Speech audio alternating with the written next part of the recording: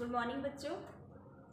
आज हम संस्कृत में समास पढ़ेंगे, संस्कृत ग्रामर, संस्कृत व्याकरण पढ़ेंगे। उसमें समास रीड करेंगे।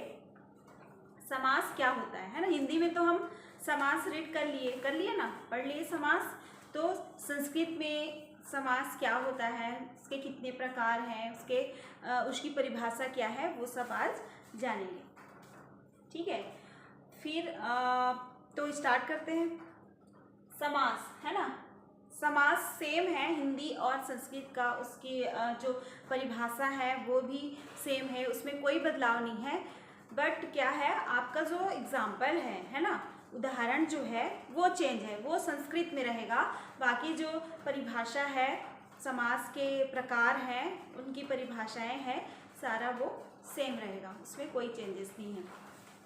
ओके, तो समास दो या दो से अधिक शब्दों को मिलाकर जो शब्द बनता है उसे समास कहते हैं। अर्थात संक्षेप में कहना ही समास कहलाता है ना। समास है संक्षेप में, जो विस्तारित रूप से रहता है ना, जो बड़ा रहता है उसको शॉर्ट करके, है ना। संक्षेप मतलब वो होता है, उसको शॉर्ट करके कहना ही समास है। यथा संस्कृत में हिंदी में जैसे लिखते हैं तो संस्कृत में यथा, है ना, जैसे। सभापतिय, तो ये आपका समासिक पद है और ये समास विग्रह है ना। कभी कभी क्या होता है, एग्जाम में समास विग्रह दिया रहता है, उसको समासिक पद बनाना रहता है, और कभी समासिक पद दिया रहता है, उसका समास विग्रह करना रहता है। तो ये आपका सभापति है, ये समास विग्रह है, और सभापति है ना, इक्वल सभापति, तो ये आपका समासिक पद है। ओके, समास कितने प्रकार के होते हैं, तो जैसा हिंदी में समास है 6 प्रकार के, वैसे ही सेम संस्कृत में भी है। अब इसके 6 प्रकार हैं। फर्स्ट है अव्ययी भाव समास, तत्पुरुष समास, थर्ड है कर्मधारय समास, फोर्थ है द्विगु समास, फिफ्थ है द्वंद्व समास, और 6 है बहुब्रीहि समास। ओके, तो फर्स्ट जो है वो देखते हैं अव्ययी भाव समास।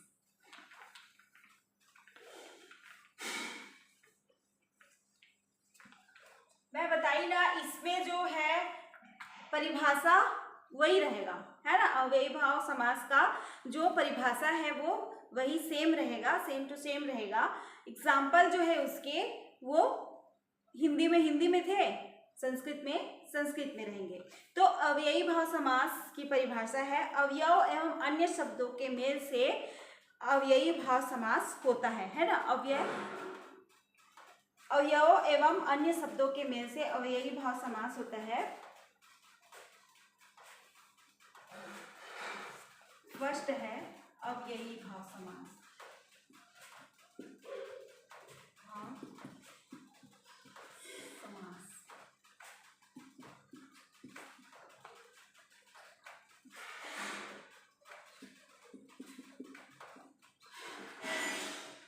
अवयव एवं अन्य शब्दों के मेल से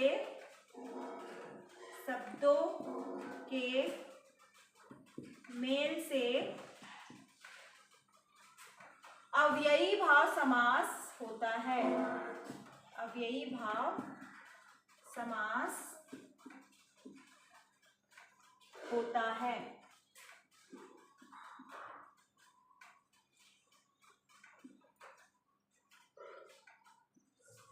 ओके, ये हो गया क्लियर। यथा, है ना, यथा फर्स्ट है दीनम प्रति, ये हो जाएगा इसका प्रतिदिनम।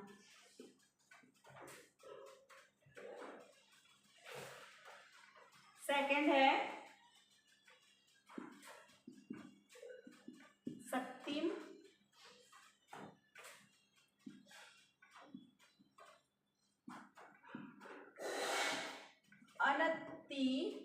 अनतिक्रम्य। इसका होगा समासिक पद यथा शक्तिम। ओके, दिनम दिनम प्रतिदिनम है ना, तो दिनम दिनम प्रति ये है आपका समास विग्रह और ये है समासिक पद, है ना। तो हिंदी में भी यही अपन पढ़े थे, है ना, प्रतिदिन का दिन दिन, तो वही है दिनम दिनम प्रति प्रतिदिनम। सेकंड है शक्तिम अनतिक्रम्य, है ना, यथा शक्तिम, तो शक्ति के अनुसार, है ना, ये हो गया शक्ति के अनुसार। ये आपका समास विग्रह है, ये समासिक पद है। ओके, ये क्लियर हो गया यही भाव। इसके बाद है सेकंड है तत्पुरुष समास।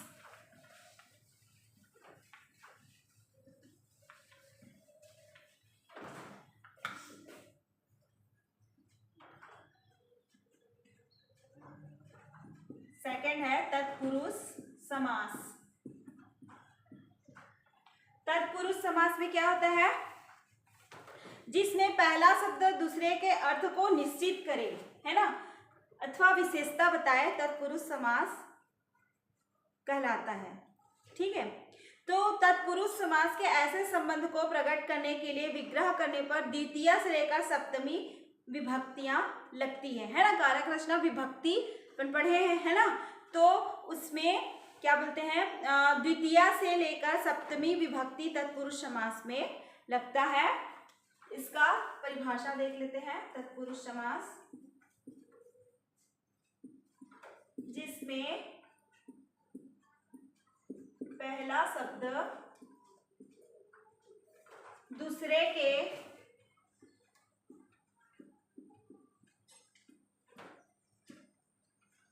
अर्थ को निश्चित करे, को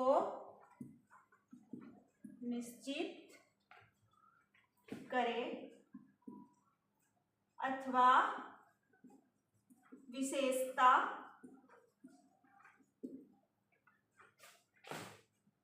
बताए।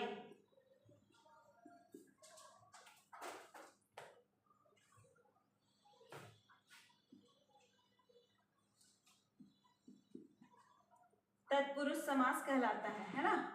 तत्पुरुष समास कहलाता है।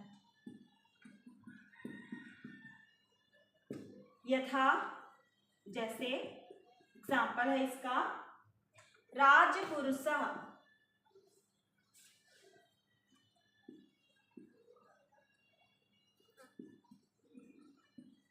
राज्ञः पुरुषः, ये होगा राजपुरुषः।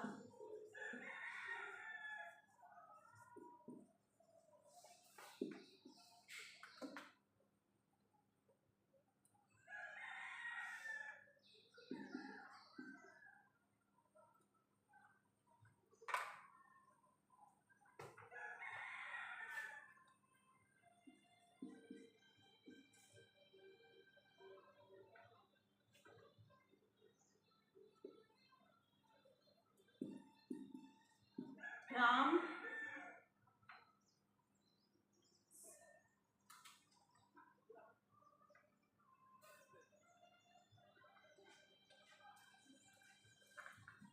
सेकंड है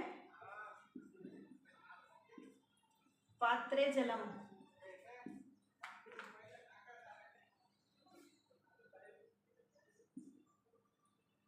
पात्र जलम।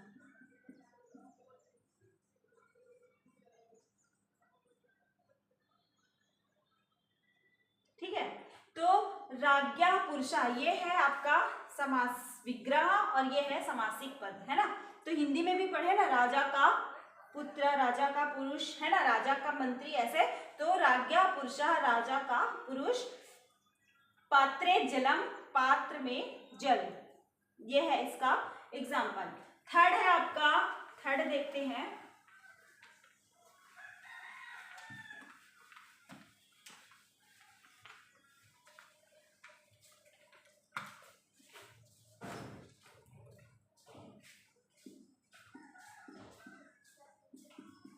कर्मधारय समास। थर्ड है कर्मधारय समास। कर्मधारय में क्या होता है, जिस समास में पहला पद विशेषण हो तथा दूसरा पद विशेष्य होता है वहां कर्मधारय समास होता है ना।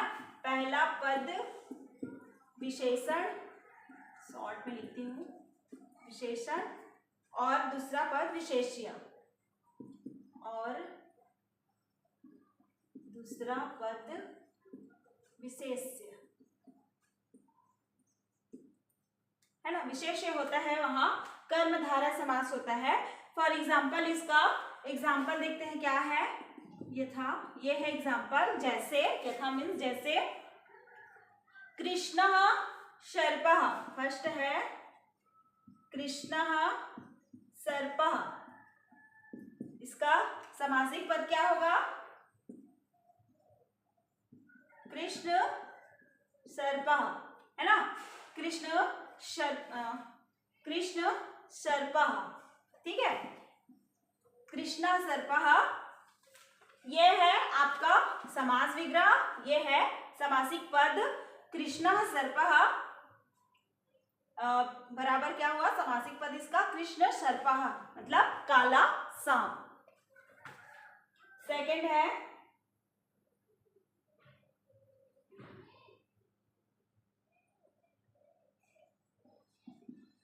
ज्ञानम,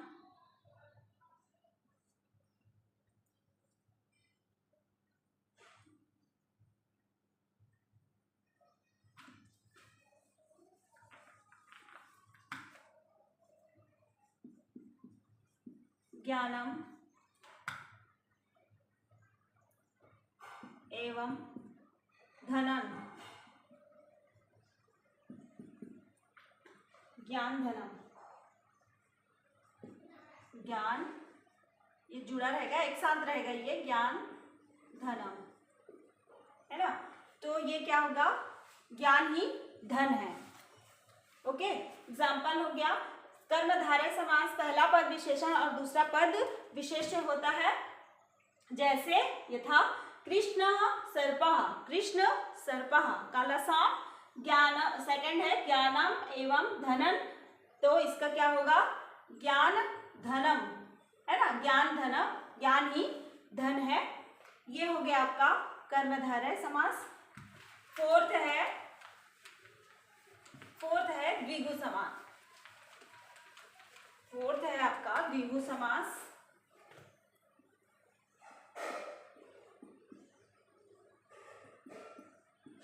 द्विगु समास क्या होता है, पहला पद संख्यावाची होता है ना। इसमें द्विगु समास में पहला पद संख्यावाची, संख्यात्मक, है ना, संख्या पूर्वो द्विगुः, क्या संस्कृत में संख्या पूर्वो द्विगुः,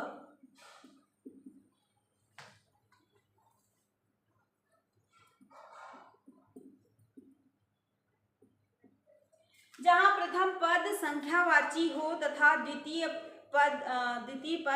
द्वितीय शब्द संज्ञा हो तो वहां द्विगु समास होता है ना। जहां पहला पद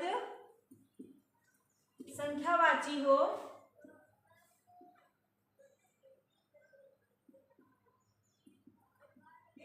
और दूसरा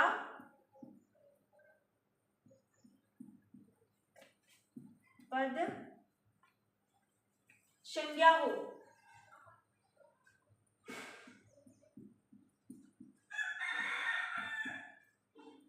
ठीक है, संख्या पूर्वो द्विगु है ना, तो संख्यावाची जहां पहला पद संख्यावाची हो और दूसरा संज्ञा हो वहां द्विगु समास होता है। जैसे इसका एग्जाम्पल, यथा एग्जाम्पल है चतुराणाम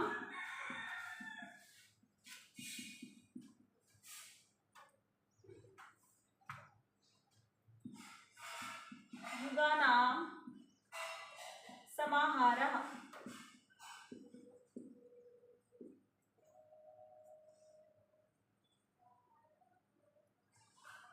ठीक है, ये होगा चतुर्युगी। ठीक है, चतुर्युगी 4 युगों का समूह, है ना। हिंदी में भी पढ़े ना द्विगु समास संख्यावाची, जैसे त्रिलोक, है ना, 3 लोकों का समूह, है ना, त्रिभुवन 3 भुवनों का समूह। तो इसी तरह संस्कृत में भी वही है, परिभाषा तो सेम है बट एग्जाम्पल भी वही है, लेकिन वो संस्कृत में लिखाएगा, है ना, वो संस्कृत में लिखाएगा, बाकी एग्जाम्पल तो सेम है, जैसे हिंदी में है वैसे इसमें भी है। सेकंड एग्जाम्पल है इसका,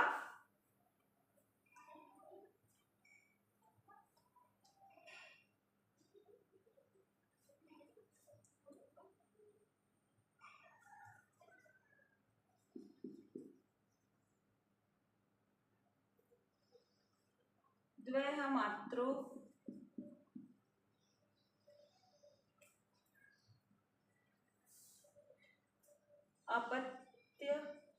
अपत्यम, है ना, पुमान, ये होगा इसका द्वैमात्र। ठीक है, ये आपका समास विग्रह है और ये आपका समासिक पद है ना। तो एग्जाम में कभी ऐसे दे दिया रहता है, समासिक पद दिया रहता है, उसका समास विग्रह करना रहता है, और कभी समास विग्रह दिया रहता है तो उसका समासिक पद बनाना रहता है ना, दोनों आता है। तो आपका ये है सेकंड, द्वयोः मात्रोः अपत्यम पुमान, है ना, द्वय मात्रः, इसका समास विग्रह ये है, समासिक पद है द्वय मात्रः, है ना, 2 माताओं का पुत्र। ओके, ये हो गया आपका द्विगु समास।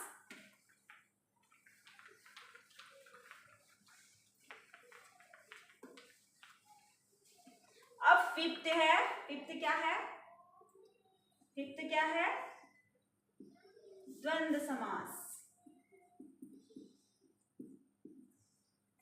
द्वंद्व समास में जहां 2 या अधिक शब्दों के मेल से शब्द बनता है वहां द्वंद्व समास होता है ना। जहां 2 या से अधिक शब्दों के मेल से शब्द बनता है तो वहां द्वंद्व समास होता है। इसका एग्जांपल लिख देती हूँ, 2 या अधिक शब्दों के मेल से शब्द बनता है ना, शब्दों के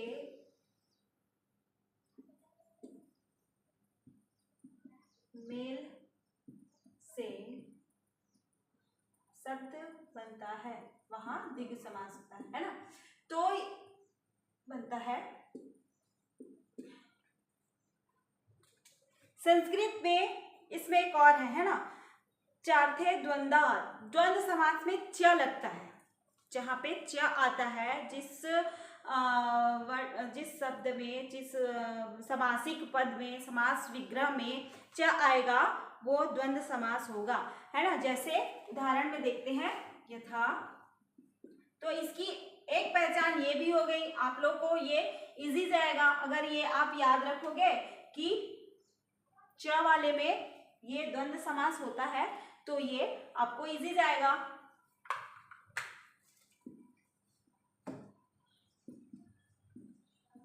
रामश्च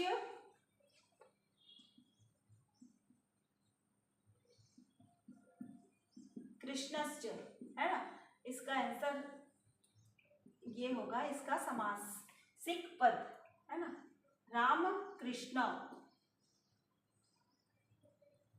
ओके, रामश्च कृष्णश्च, है ना, रहता है ना समास।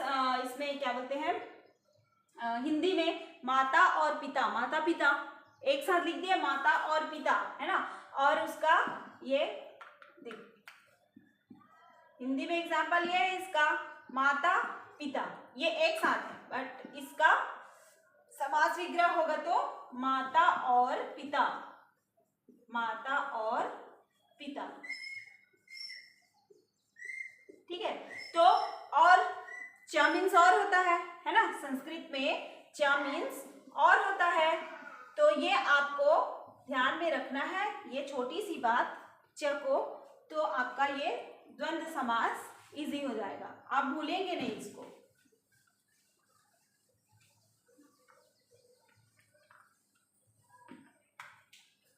सेकंड है इसका एग्जाम्पल, सुखम च दुखम च, है ना, सुखम च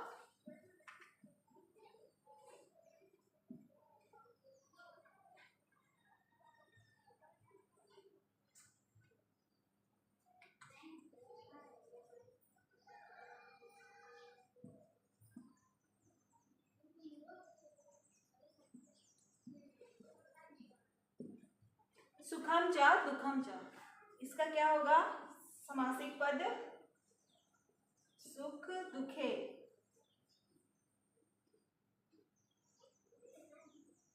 ओके, सुखम च दुखम च, सुख दुखे, है ना, और इसका हिंदी है सुख और दुख।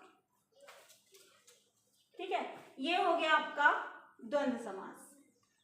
अब इसके बाद है लास्ट, क्या है लास्ट, बहुव्रीहि समास।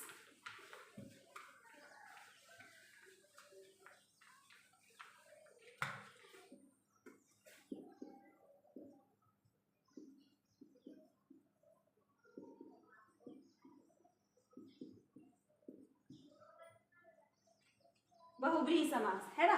तो जैसा कि मैं पहले भी बताई कि समास जो है वो सेम है हिंदी और संस्कृत का, परिभाषाएं उसकी सेम है, परिभाषा में कोई चेंज नहीं है, बस इसका जो एग्जाम्पल भी वही है ना, एग्जाम्पल भी वही है, बट एग्जाम्पल जो है वो हिंदी का हिंदी में है और संस्कृत का संस्कृत में है।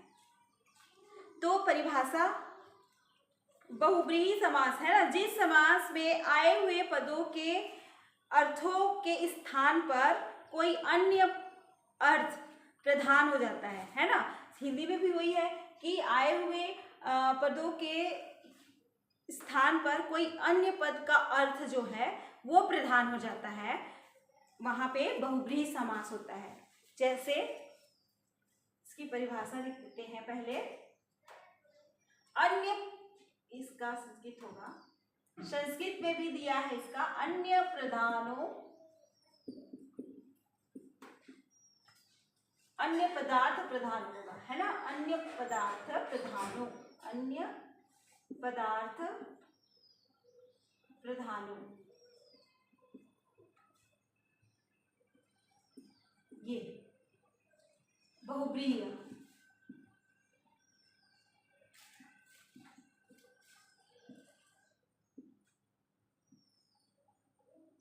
है ना। तो यहाँ पे स्पष्ट हो रहा है कि अन्य पदार्थ प्रधानो बहुव्रीहि, जहाँ पे अन्य शब्द का, है ना, जो आए हुए शब्द को के अलावा अन्य शब्द का अर्थ की प्रधानता होगी, वहां पे बहुव्रीहि समास होगा। जैसे एग्जाम्पल के लिए यथा,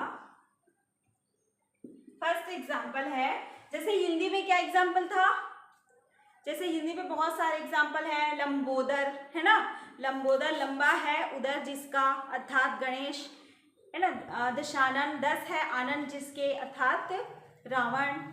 तो वो सारे एग्जाम्पल इसमें भी आएंगे, बट ये संस्कृत में रहेगा, है ना, एग्जाम्पल वही रहेगा। ओके, एग्जाम्पल वही रहेगा, वो संस्कृत में लिखाएगा।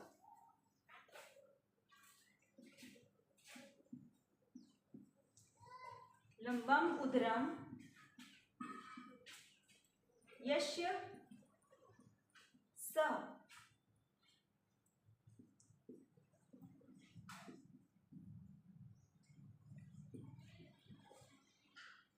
सेकंड है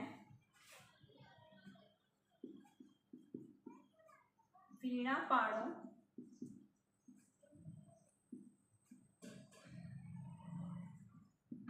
यस्य सः,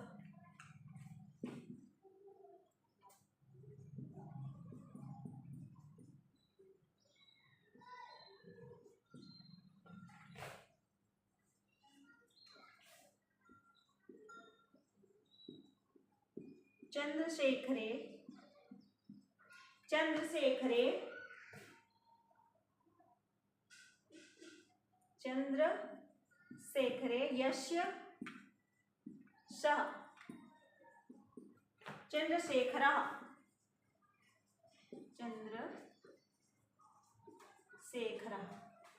ओके। अब जो है एग्जाम्पल देखिए, लंबम उदरम यस्य सः, है ना, जैसा कि मैं हिंदी में बताई अभी कि लंबा है उदर जिसका अर्थात गणेश, तो लंबम उदरम यस्य सः लंबोदरः गणेश जी, है ना, लंबा है उदर जिसका अर्थात गणेश। तो ये आपका ये जो है ये समास विग्रह है, ये समासिक पद है, ये समास विग्रह है, ये समासिक पद है ना। तो एग्जाम में जो है ऐसे भी आता है, समासिक पद दिया रहता है, समास विग्रह करना है, और समास विग्रह दे दिया रहता है, उसको समासिक पद बनाना है ना। तो दोनों टाइप का आता है एग्जाम में। तो ये हो गया। सेकेंड है वीणा पाणो यस्य सः, वीणा पाणी अर्थात सरस्वती जी, है ना, वीणा पाणो यस्य सः जिसके हाथ में वीणा है, ठीक है, जिसके हाथ में वीणा है, वीणा पाणी, पाणी मीन्स हाथ होता है, तो ये हो गया वीणा पाणी सरस्वती जी। चंद्रशेखरे यस्य सः, चंद्रशेखरः, है ना, चंद्र है शिखर पे जिसके, अर्थात किसके शिखर पे चंद्र है, शंकर जी, है ना, शंकर जी के चंद्र पे शिखर है। तो एक ये हो गया आपका एग्जाम्पल, सेम है, हिंदी का भी यही ऐसी ही है, और ये संस्कृत में है वो हिंदी में है। संस्कृत का एक और आपको इजी करने के लिए यस्य सः, है ना, बहुब्रीहि समास में जैसे अगर समास विग्रह दिया है उसको समासिक पद बनाना है आपको, है ना, समासिक पद बनाना है और ये दिया रहेगा तो आपको इजी जाएगा। यस्य सः जहाँ पे है, यस्य सः वहाँ पे बहुब्रीहि समास होता है ना। ये यस्य सः है, यस्य सः है, ये बहुब्रीहि समास संस्कृत में ना, संस्कृत में। तो ये आपका इजी मेथड हो गया, ठीक है, ओके। सारे 6 समास हो गया क्लियर। आई होप आप लोग को समझ में आ गया होगा। Thank you.